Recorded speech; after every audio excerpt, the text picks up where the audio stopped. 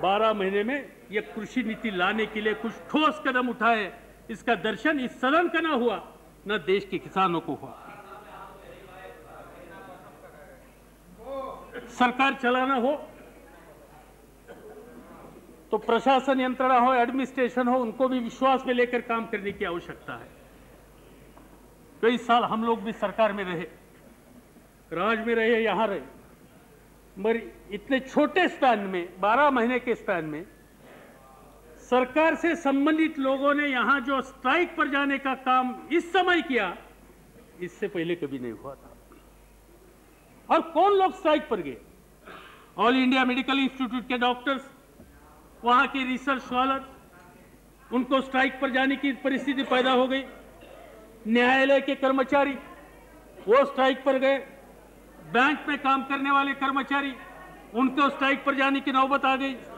कृषि क्षेत्र में जो वैज्ञानिक है, जो कभी स्ट्राइक की बात करते नहीं थे, उनको स्ट्राइक पर जाने की परिस्थिति हो गई। एनटीपीसी के कर्मचारी वो स्ट्राइक पर गए। प्रसार भारती के कर्मचारी पिछले कई महीनों से सभी पार्लियामेंट के मेंबर हो या अन्य पॉलिटिकल पार्टी के नेता हो या अखबार वाले हो, उनके दरवाजे पर जा रहे हैं, कोई उनके साथ बातचीत करने के लिए भी तैयार नहीं। समाज का एक बहुत बड़ा वर्ग जिनको विश्वास दिलाकर हम देश का प्रशासन ठीक तरह से चला सकते हैं, इन पर ध्यान देने की परिस्थिति आज इस सरकार की रही नहीं, और पिटाई हो रही। विदेश नीति के बारे में बहुत कुछ कहा गया, जो कुछ अच्छे कदम उठाए इसकी इस सदन ने स्वागत किया। लाहौर यात्रा का स्वागत पूरे सदन ने किया। अच्छी बात है, पड़ोसियों के साथ अच्छे रिश्ते रखने के लिए कदम उठाने की आवश्यकता है, और इस बारे में अटल जी ने कुछ किया, इसका स्वागत इस सदन ने किया था। अग्नि दौड़ की बात पूरी देश में आ रही है, दुनिया के सामने आ रही है। हम लोगों ने, इस देश के वैज्ञानिक है, टेक्नीशियंस है, उन्होंने एक क्षेत्र में जो काम किया और जो कई सालों से जो प्रोग्राम लिया था वो आगे लेने के लिए, ले जाने के लिए जो कुछ कदम उठाए, इसका स्वागत सभी लोगों ने किया है। मगर हम पड़ोसी देशों के साथ रिश्ते सुधारने के लिए जब कदम उठाते हैं और साथ साथ इसी समय पर अग्नि जैसे कदम उठाते हैं, ये क्या कॉन्फिडेंस बिल्डिंग मेजर है? आप इंडियन सब कॉन्टिनेंट में एक आर्म रेस करना चाहते? जिस दिन हम लोगों ने कदम उठाया उसी शाम को पाकिस्तान ने कहा कि इस बारे में हम भी कुछ करेंगे, और पूरी दुनिया ने कल देखा कि पाकिस्तान में विश्व किया। पड़ोसी देशों के साथ रिश्ते हम रखना चाहते हैं सिंसियरली, वो रिश्ते हमें चाहिए। भारत हो या पाकिस्तान हो या आसपास के देश हो, सभी देशों की समस्या गरीबी की है, बेरोजगारी की है। हमारा पूरा ध्यान इस पर रहने की आवश्यकता है, और हमारा पूरा ध्यान हम आर्म रेस में लगाएंगे तो इस सब कॉन्टिनेंट के जितने गरीब लोग हैं, इनकी परिस्थिति में सुधार होगा नहीं, ये सब दुनिया का पिछड़ा भूभाग होगा। और इसलिए मुझे मालूम नहीं है, जो समय अटल जी ने स्वीकार किया था, इस समय का उस समय ठीक था या ठीक नहीं था, इस बारे में उनको बनाना पड़ेगा। पड़ोसी देशों के साथ साथ रिश्ते सुधारने की बात होती है तब, जैसे पाकिस्तान हमारे लिए एक महत्वपूर्ण देश है, वैसे चाइना भी हमारे लिए महत्वपूर्ण देश है। कई सालों से कदम उठाए गए थे कि वहां हम रिश्ते कैसे सुधार सकते थे। पुराने राष्ट्रपति गए, राजीव गांधी प्रधानमंत्री थे तब गए, उनका डेलीगेशन आ गया। सबसे पहले शुरुआत अटल जी ने की थी जब फॉरेन मिनिस्टर थे, तब जब बिल्कुल हमारे रिश्ते खत्म हुए थे तब की शुरुआत उन्होंने की थी, उसका स्वागत हम लोगों ने किया था। नरसिंह राव जी के जमाने में कुछ एग्रीमेंट हो गई, और चाइना और भारत में एक तरह के एक विश्वास का माहौल पैदा हो रहा था। मगर हमारे रक्षा मंत्री बरसे, उन्होंने एक स्टेटमेंट दे दिया। वैसे स्टेटमेंट देने के लिए बहुत सालों से उनकी आदत है, हमारे बड़े दोस्त हैं, हम दोनों एक शहर से आते थे, इसलिए दोनों ही ठीक तरह से हर एक को जानते हैं। और किसी के ऊपर बरसना एक बार उनके मन में आ गया तो कभी छोड़ते नहीं। यह अभी सभी देशवासियों को भी इसका पता लगे, उनका रास्ता ठीक हो ना हो, मगर बरसने की बात एक बार मन में आ गई तो वो बरसते हैं। और उन्होंने चाइना के बारे में कुछ कहा, और अटल जी से जमाने से कल तक जो रिश्ता दुरुस्त करने के लिए कदम उठाए थे, इस सभी जो मेहनत हुई थी वो मेहनत एक स्टेटमेंट से, बयान से खत्म करने का काम उन्होंने किया। और इसलिए मुझे मालूम है कि विदेश नीति के बारे में भी इस सरकार का कंट्रीब्यूशन निश्चित स्वरूप में क्या है।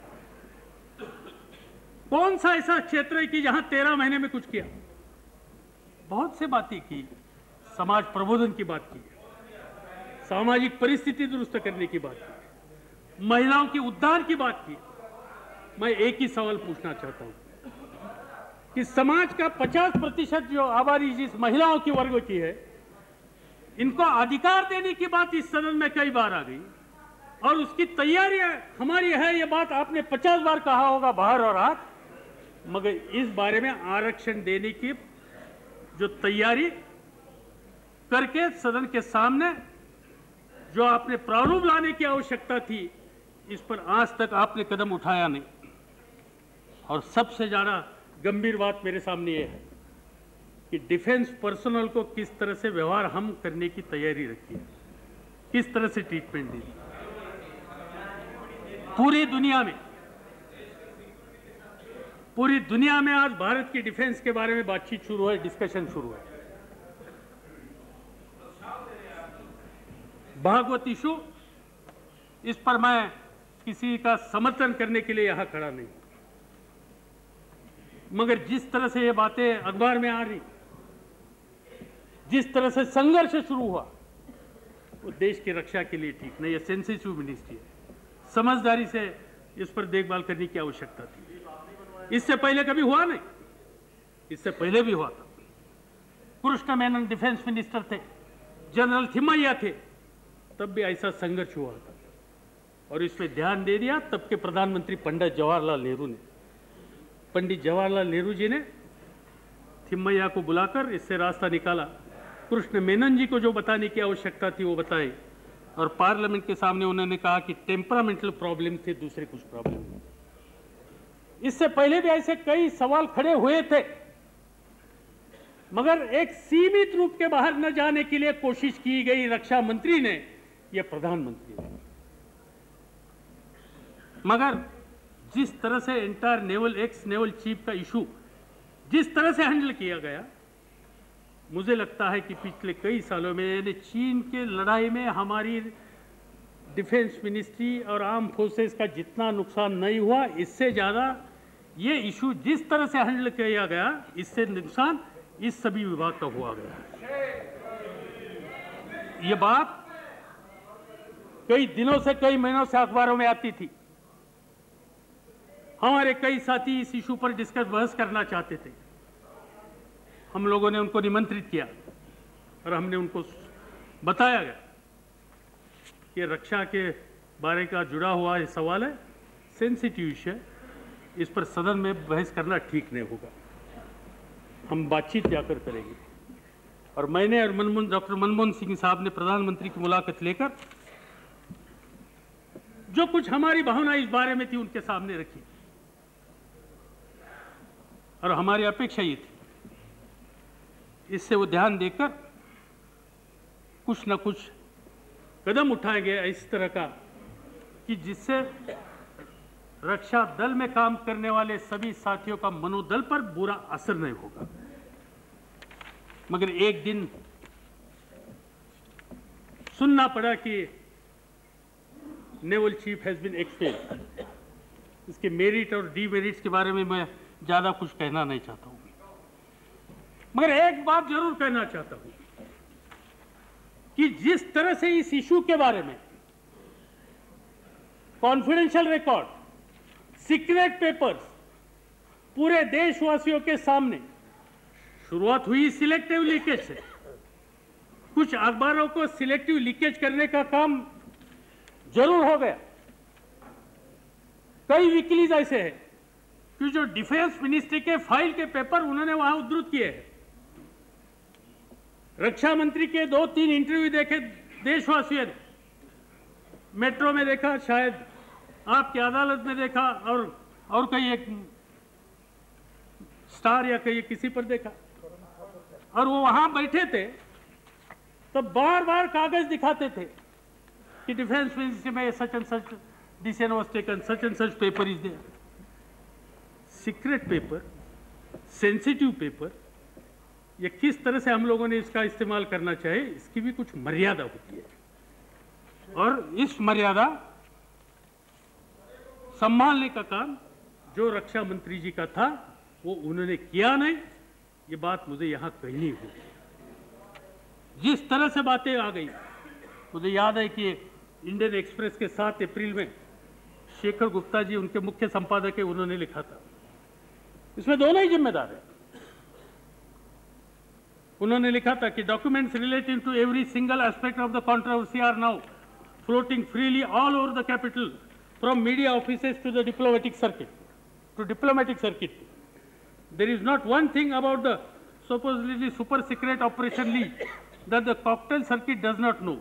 Copies of the letters alleged written by Morarji Desai to Fernandez cautioning him on his activism on certain aspects of the India's nuclear relations with Libya are freely circulated.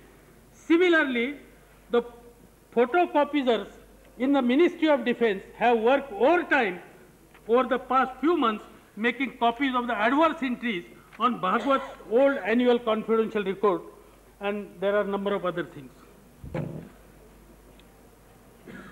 जिम्मेदार जितने अखबार हैं इन सभी ने इस बारे में कुछ ना कुछ लिखा था। जिस तरह से इस कागज का बंटवारा हो गया, जिस तरह से इंफॉर्मेशन लीक की गई, जिस तरह से उसको जवाब देने के लिए सरकार ने यह जो किताब उठाया, इससे बात एक साबित होती है कि जो जिम्मेदारी है, जो पहला स्टेटमेंट उनका आया था, बयान आया था, मैं समझ सकता था। उन्होंने कहा you can kill me but I will not disclose certain things for the larger interest of nation. वहां तक उनकी भूमिका ठीक थी, मगर बाद में जिस तरह से उन्होंने बयान दे दिए, जिस तरह से उन्होंने स्टेटमेंट दे दिया, इंटरव्यू दे दिया, लगता था उनके चेहरे से कोई डेस्परेट आदमी है, एक्सट्रीम लाइन लेकर कोई खत्म करने के लिए जा रहा है, और उस तरह से कदम उन्होंने उठाए। ये बात फर्नांडीज साहब के लिए नई नहीं है। जब कुछ एक बात मन में वो लेते हैं, वो बड़ी बिल्कुल आखिर तक लड़ाई करने का उनका स्वभाव है। मुझे याद है, आई थिंक 1977 और 78 ही वो द इंडस्ट्री मिनिस्टर, फीकी के मीटिंग में गए और वहां जाकर उन्होंने कहा कुछ रॉबर्स, रैट्स,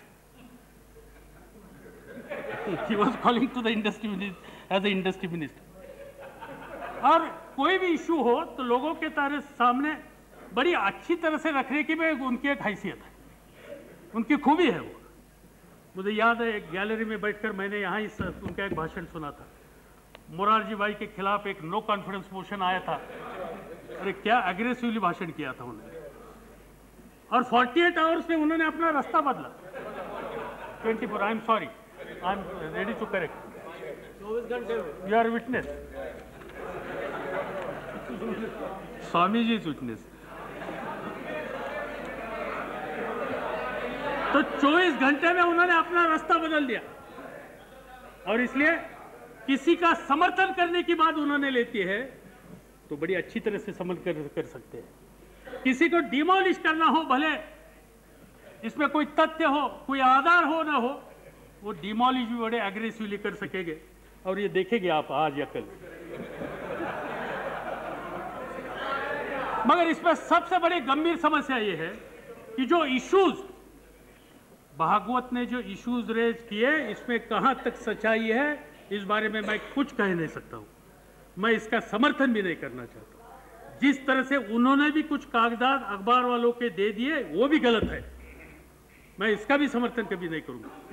मगर जो इश्यूज उन्होंने बनाए और डिफेंस मिनिस्टर ने जो कोई गंभीर इश्यूज इनके बारे में देश के सामने मीडिया के माध्यम से रखे, मुझे लगता है कि इसकी आवश्यकता जांच होने की और इंडिपेंडेंट एजेंसी से जांच होने की आवश्यकता थी, और इसलिए जेपीसी की मांग थी। मगर प्रधानमंत्री जी ने जेपीसी हमें मंजूर नहीं, ये बात सदन के बाहर पहले ही कही थी। मुझे याद था छोटे छोटे चीज़ों के बारे में इस सदन में 2-2 दिन 3-3 दिन सदन का कामकाज बिल्कुल ठप हुआ था जेपीसी के मांग के लिए, मगर देश की रक्षा से जुड़े हुए सवालों पर जेपीसी देने की तैयारी इस सरकार की नहीं थी। इससे रक्षा के बारे में इस सरकार की नीयत क्या है, नीति क्या है, ये बात पूरे देशवासियों के बारे में, देशवासियों के सामने रखती है। और इसीलिए आपने सभी क्षेत्र का पिछले 12 महीने का सब हिसाब ले लिया, तो एक क्षेत्र ऐसे नहीं कि जिस क्षेत्र में इस सरकार ने कुछ मजबूती से कदम उठाए गए। इकोनॉमी हो, इंडस्ट्री हो, अनएम्प्लॉयमेंट हो, सामाजिक एकता हो, ये सभी क्षेत्र में ये सरकार काम करने के लिए और लोगों का विश्वास हासिल करने के लिए बिल्कुल असफल होगा। और यह असफलता दिल्ली में जनता ने दिखाई, राजस्थान में जनता ने दिखाई, मध्य प्रदेश में जनता ने दिखाई, 8-9 जगह पर बाई इलेक्शंस में भी जनता ने दिखाई। और ये जो सरकार जिन्होंने सिर्फ सांप्रदायिकता की घृणा देशवासियों के सामने रखी, देश के रहने वाले सभी साथियों को एक तरह का विश्वास दिलाने की जो जिम्मेदारी थी वो जिन्होंने पूरी की नहीं, और देश को कई साल पीछे लेने का काम किया, उनको अधिकार पर और देश का बागडोर संभालने कर रहने का एक मिनट का भी अधिकार नहीं। और इसीलिए उन्होंने जो यहाँ प्रस्ताव मोशन रखा है, इसको मैं विरोध करता हूँ। और मैं इस सदन की सभी विपक्ष के लोग मिलकर इस सरकार को दूर करेंगे और इस देश को जिस तरह की सेक्युलरिज्म का समर्थन करने वाली और 21वीं सदी में देश को ले जा सकती है, इसकी दृष्टि वाली सरकार यह एक मजबूत विकल्प यह सरकार और ये सब मिलकर ये देंगे विश्वास मैं इस सदन को और इस सदन के माध्यम से पूरे देश को दूंगा।